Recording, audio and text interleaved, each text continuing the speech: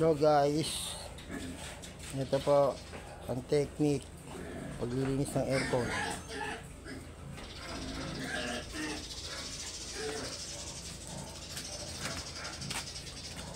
Kasi niyo po lahat ng alikabok,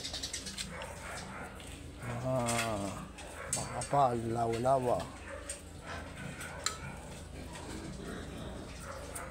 Grabe po ang dumi.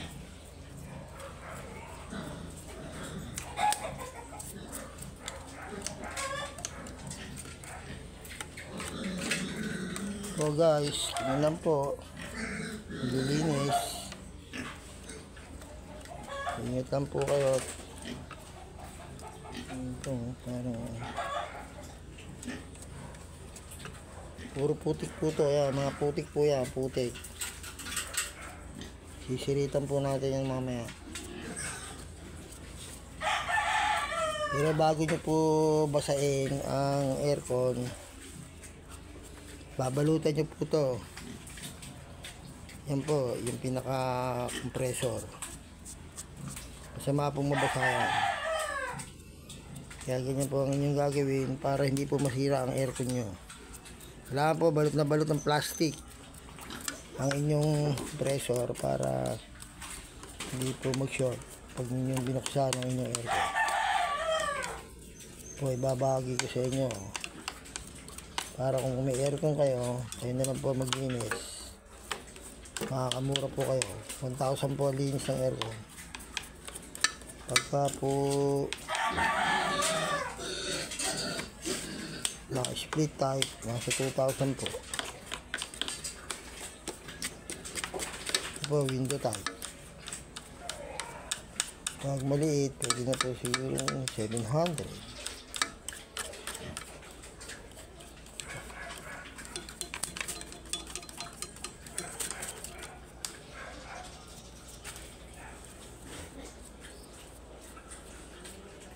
Po, hindi na po kaya ng ano yan, ng sipilyo, kaya po sisiritan na po natin yan. Kung kayo po may power hose na compressor na water compressor, huwag po nyo gagamitin pinakamalakas na pressure, makakasira po yon. Tama lang po yung mahina.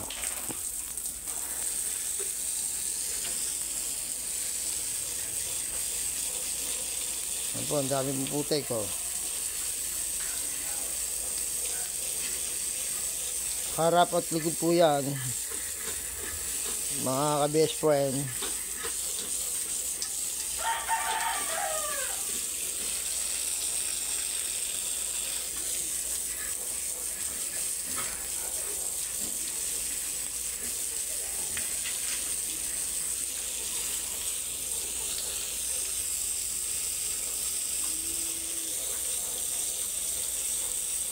Yan, kita nyo po putik. Yan, ilawan mo, JB. Yan po ang putik, oh. Napakara. Yan po ibabara sa paglabas ng hangin malamig sa inyong aircon. Kaya po hindi po lumalamig ang inyong kwarto. Gawa ng maruming-marumi na po.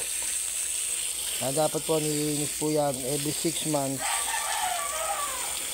para po hindi masyadong marumi at laging malinis ang ating aircon upang para pong ilong niya na hindi makahinga pag yan po ay marumi. Kaya dapat po laging nililinis yan tuwing 6 months. Happy.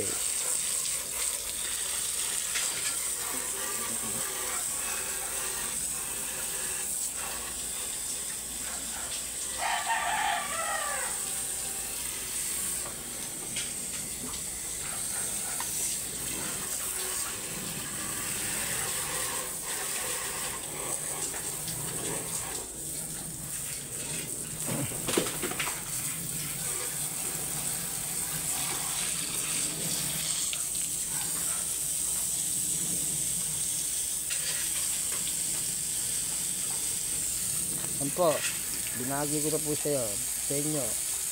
Thanks for watching by Best Friend John 63.